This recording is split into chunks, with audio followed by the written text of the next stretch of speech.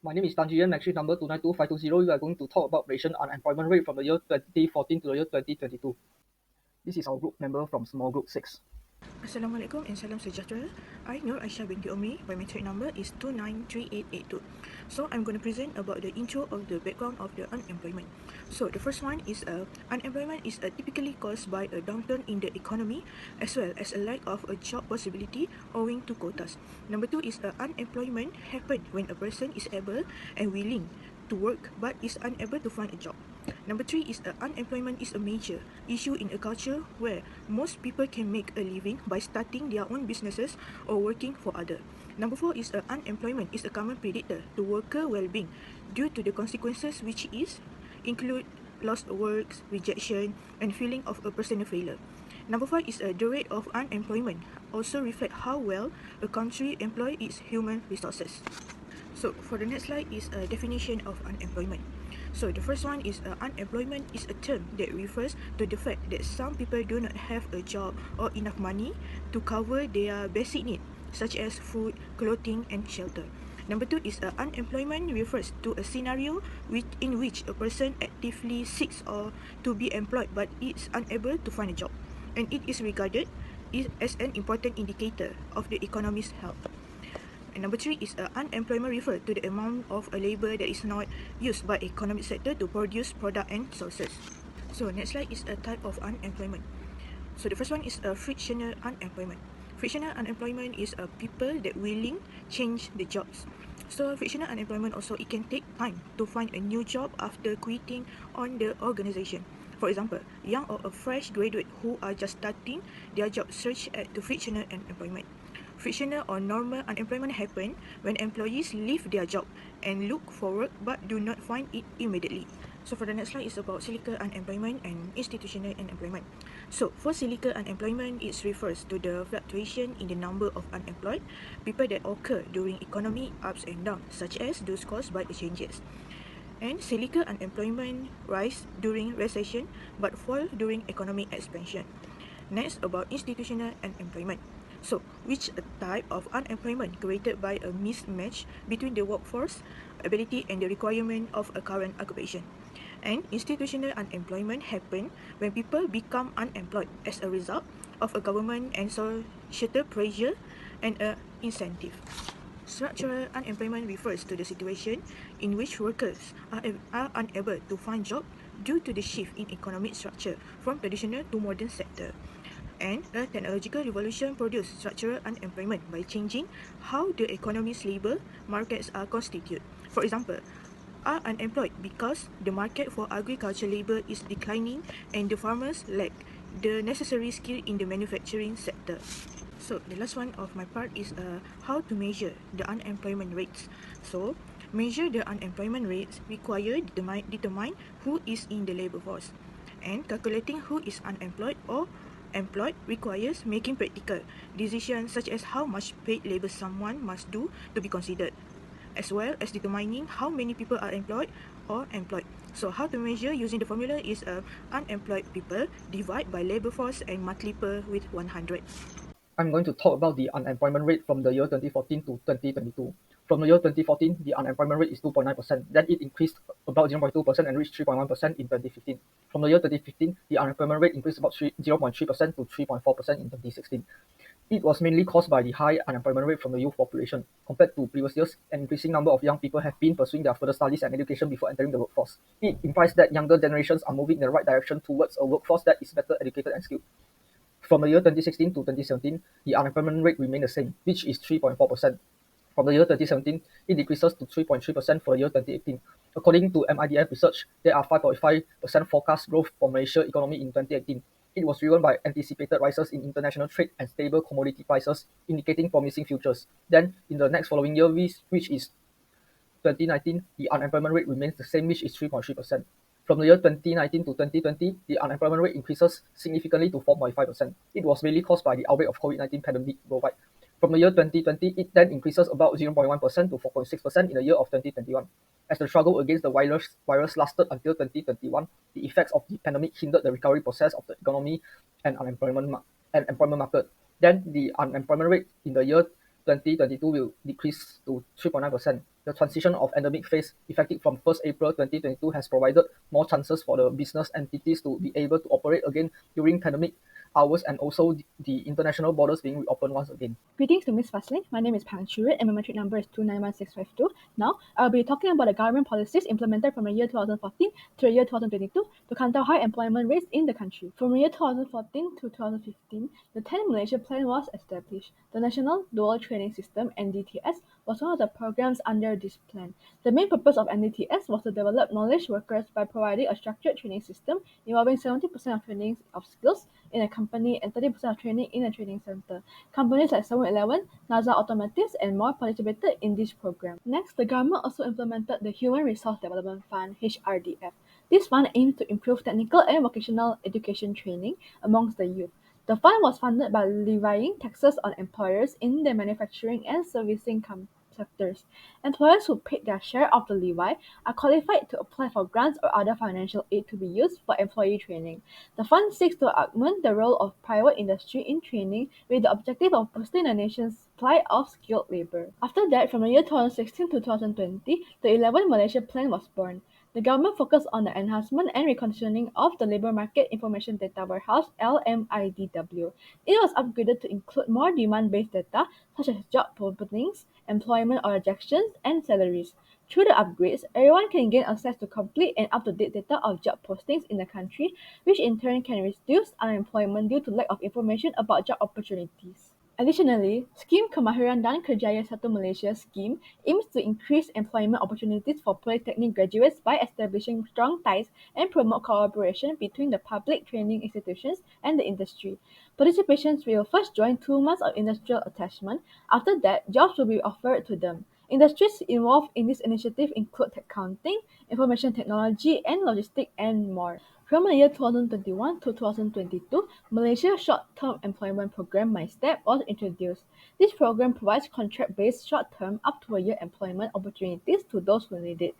80,000 contract work opportunities are available, with 50,000 positions in the public sector and 30,000 in government-linked companies and strategic partners. This initiative was a much-needed measure to support the unemployed while they look for long-term employment. Last but not least, Graduate Marketability Strategic Plan and Job Creation Strategic Plan was formed. Because of these plans, the issue of mismatch in the labor market was addressed. These plans also allowed the nation to supply the highly skilled and resilient labor force that the industry demands. Hello, Assalamualaikum. My name is Ahmad Ziad BEEB2023. My metric number is 294386. Right now, I will continue my group presentation by explaining about our own opinion and suggestion about the employment rate in Malaysia. So, macroeconomy consider unemployment to be one of its major problems. It is considered a key economic measurement because it shows the qualification of workers to obtain the profitable work and play a major role in the productive output of the company. An employment individual is an individual who is employable and actively seeking a job but cannot find one in a short time period. Those working, other than that, unemployment also means that for those working but without an appropriate jobs fall into the some type of category. Those who are looking for work and for those who are 16 years old above and are counted as unemployment. Based on what our group has been researched, we found out that there's 4 major causes of unemployment. So the first cause of the unemployment in Malaysia is the slowdown or recession. The economic downturns can lead to job losses and reduced employment opportunities. This is due to the companies, they cut back on the production and lay off workers. As a result of their doings, there is less demand for goods and service, leading to reduced consumption, and companies sell fewer products, which can lead to a decline in revenue. Next major causes is because of global economic shifts. So the transformation from agriculture to manufacturing and service can lead to changes in the job demand. For this, it will cause a mismatch between available jobs and the skill that are needed by the job seekers. It also means that the type of the job available have been changed.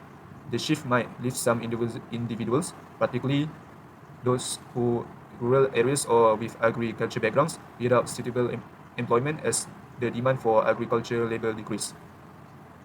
Besides that, the global economic condition also play a major role to causes an unemployment in Malaysia.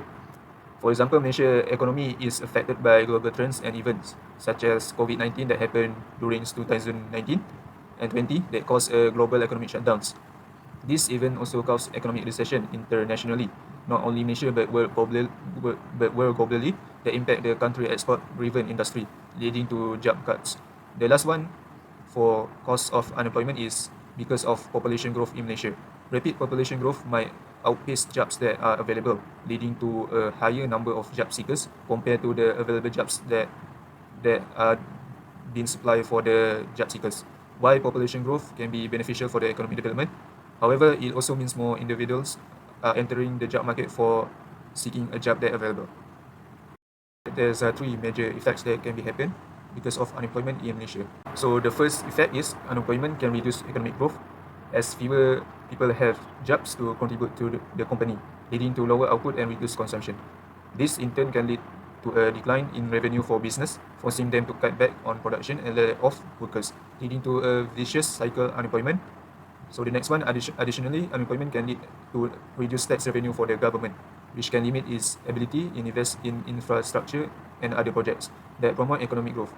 Next is unemployment can cause poverty to be increased. For this, unemployment can push individuals and families below poverty line as they lack the income to meet their basic needs. When individuals lose their job, they experience a loss of income, which can push them into a poverty group. So unemployment also reduces the chances of finding employment in the future, creating a vicious cycle of poverty. Additionally, unemployment can lead to reduced consumption of goods and services, further exacerbating poverty. So the third effect that can be happen is unemployment can cause some income inequality amongst citizens in Malaysia. Unemployment can exacerbate income inequality as unemployment individuals and their families may struggle to meet their basic needs, leading to a widening gap between rich and poor among citizens. For those who remain employed may experience relatively stable wages, while for those who unemployed face a complete loss of earnings, exacerbating income disparities. So for all the effects that I have just explained, they can lead to a major problems among the citizen, which is unemployment can lead to mental health issues increase among citizens in Malaysia. Unemployment can causes stress, anxiety, and depression among the individuals who are unable to find a job, leading to mental health issue. And the worst is suicide will be increased among the citizens in Malaysia. So we provide four major solutions that we think that it will be effective to solve unemployment in Malaysia. So the first solution that we suggest is to improving the quality of education. This by means that the government can improve the quality of education by enhancing the quality of education, because it will lead to more skilled workforce, making it easier for a graduate to find a job. This includes investing in better teaching methods, updating curricula, and providing opportunities for practical experience. Education and training can significantly impact the quality of work and working conditions, leading to higher level of economic productivity and competitiveness. Individuals with higher levels of education are generally less likely to experience unemployment and are more likely to recover more quickly from periods of unemployment. So the next method that I will explain is the government can expand job opportunities. The government should focus on creating more job opportunities by promoting economic growth and encouraging the private sector to hire more workers. For this can be achieved through fiscal and monetary policies as well as initiatives to support the small enterprise. Additionally, expanding jobs opportunities can lead to increased consumption of goods and services, which can stimulate the economic growth. This in turn can lead to the creating more jobs, creating a virtuous cycle of unemployment and economic growth. Next, the government also should support local entrepreneurship. By encouraging entrepreneurship and providing financial support to states can create more jobs opportunities for those who are desperate for looking a job. This can be achieved through initiatives such as government-backed loans and grants, as well as business counseling service. Additionally, entrepreneurships can help to address income inequality by providing individuals with access to better paying jobs and improving their overall economic status. Furthermore, individuals who are unemployed can start their own business by creating a new jobs opportunities for themselves and others. The last one is by investment and innovation and technology. Foster innovation in research and development, R&D, embrace the technology advancement to create new industry and job opportunities. Investment in innovation and technology can lead to the emergence of new firms and sectors, thus creating new jobs. Therefore, investment in innovation and technology, particularly in high-tech sectors, can have a positive impact impact on addressing unemployment in Malaysia and promoting growth for the future of the country. So the conclusion is the employment rate in Malaysia has been relatively low and stable. With decreasing trend in recent years, the COVID-19 pandemic has led to an increase in unemployment rate, particularly among graduates. The causes of unemployment in Malaysia are multifaceted, encompassing structural unemployment, labour market imbalance, economic and financial crisis, low wages, job mismatch, and the quality of the higher education system. So basically, we have explained that there is a three type of unemployment in Malaysia, such as frictional unemployment, cyclical unemployment, and structural unemployment. And also the new one is institutional unemployment. These factors have contributed to unemployment challenges faced by Malaysia's nation graduate and the overall unemployment rate in the country. Addressing these issues will require a concert effort from the government, private sector, and educationally institution to create more job opportunities, improve the quality of education, and enhance the skill of the workforce.